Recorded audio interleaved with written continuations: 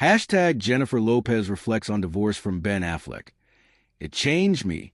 So Jennifer Lopez just dropped the most empowering post-divorce glow-up statement of the century. And honestly, it's giving main character energy on steroids. We're talking about a woman who looked heartbreak dead in the eyes, wrestled at the ground, and came out the other side saying, "Actually, that was the best thing that ever happened to me. Not good. Not okay. Not, I'm healing. The best thing. That's not just moving on. That's ascending to a whole new plane of existence." J.Lo just turned what could have been Hollywood's saddest sequel into her personal origin story. And we are absolutely here for this transformation arc for Get Revenge bodies. We're witnessing a revenge soul, people, and it's more powerful than any comeback album could ever be. But before we dive deep into this incredible evolution, make sure you hit that subscribe button and smash that notification bell, because Celebrity Treadmill is serving you the freshest celebrity news with all the unfiltered commentary you crave. Trust me, you don't want to miss what's coming. Now let's break this down. Jennifer Lopez sat down with CBS News Sunday morning and delivered what might be the most refreshingly honest celebrity interview we've seen in years. No PR spin, no carefully crafted talking points designed to protect anyone's feelings, just raw, unfiltered truth about her divorce from Ben Affleck. And when she said those words, "It changed me," she wasn't saying it with sadness or regret. She was saying it with the confidence of someone who just leveled up in the game of life and knows it. This wasn't a woman looking back with pain. This was a woman looking back with gratitude, which, let's be honest, is the ultimate power move after any breakup, let alone one that played out under the microscopic scrutiny of the entire world. Now, let's set the stage here, because context is everything. Jennifer Lopez and Ben Affleck's relationship has been the definition of a Hollywood roller coaster. We're talking about Bennifer 1.0 in the early 2000s, the pink diamond ring, the tabloid frenzy, the legendary Jenny from the Block music video, and then the breakup that shattered hearts worldwide. Fast forward 2 decades, and they got back together, giving everyone hope that true love and second chances are real. They got married. Twice. It was romantic. It was beautiful. It was everything fans wanted. And then, just like that, it ended. Again, the divorce sent shockwaves through pop culture, and everyone had an opinion. But here's the thing nobody expected. J.Lo coming out on the other side, not just okay, but better than ever.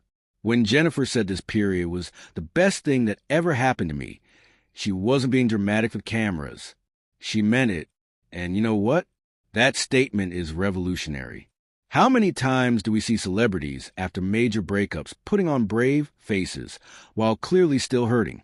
How often do we watch them struggle through interviews, trying to maintain composure while discussing their pain? J.Lo threw that entire script out the window.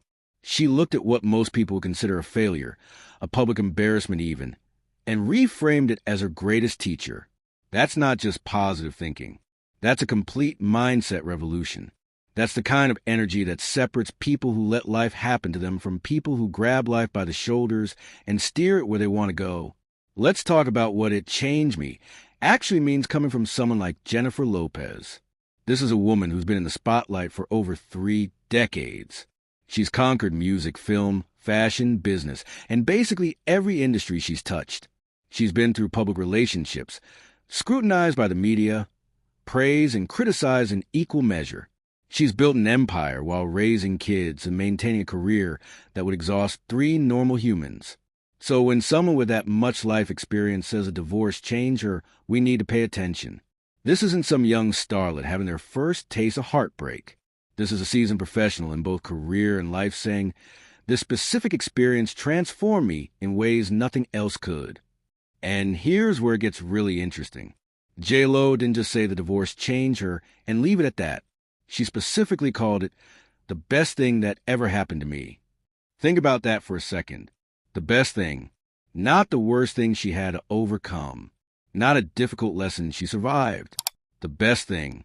That's a perspective of someone who's done the work, who sat with the pain, processed it, learned from it, and emerged with wisdom that only comes from genuine self-reflection. That's the difference between being broken by an experience and being broken open by it. One destroys you. The other reveals who you really are underneath all the noise. What makes this statement even more powerful is the timing. Jennifer isn't saying this years and years after the fact when the dust has settled and memory has softened the edges. She's saying this relatively soon after the divorce, which means she didn't waste time wallowing or playing the victim. She went straight into growth mode. She did the internal work that most people avoid because it's uncomfortable and messy and requires you to look at yourself with brutal honesty. And now she's sharing that journey publicly, which takes an incredible amount of courage. Because let's be real, it would have been so much easier to just say, we grew apart, or it wasn't meant to be, and move on with generic platitudes.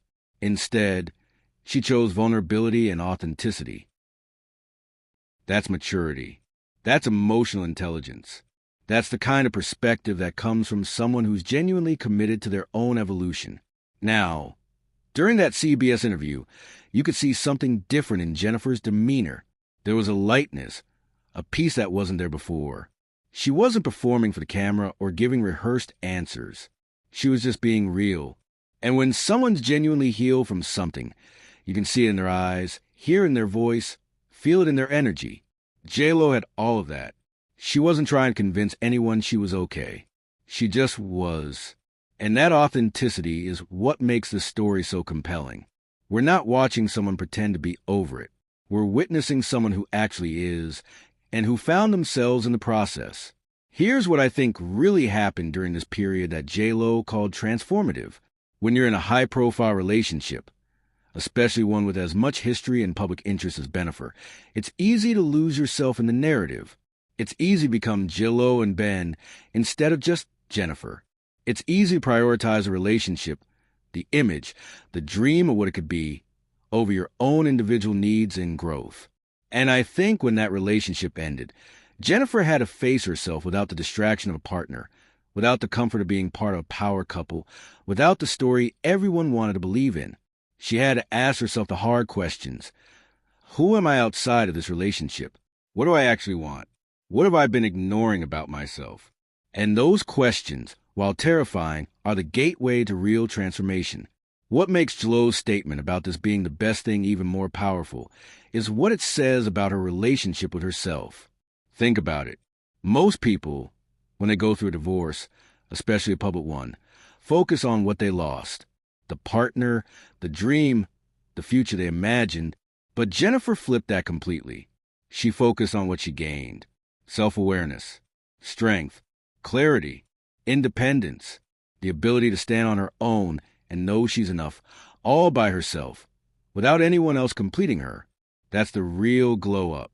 Not a new relationship, not career success, not revenge anything. Just pure, unshakable self-worth. And let's talk about the courage it takes to say something like this publicly. Jennifer knows at the moment she said, best thing that ever happened to me, it would make headlines. She knows people would analyze it, speculate about what it means about Ben, create narratives about drama or shade. But she said it anyway because it was her truth. She prioritized her own authentic experience over how it might be perceived or twisted by others. That's the definition of owning your narrative. That's what happens when you stop living for other people's approval and start living for your own peace. What's also fascinating is how this statement reframes failure in our culture. We live in a society that's obsessed with forever. Forever relationships, forever careers, forever everything. And when something ends, we automatically label a failure. But Jennifer is challenging that entire concept.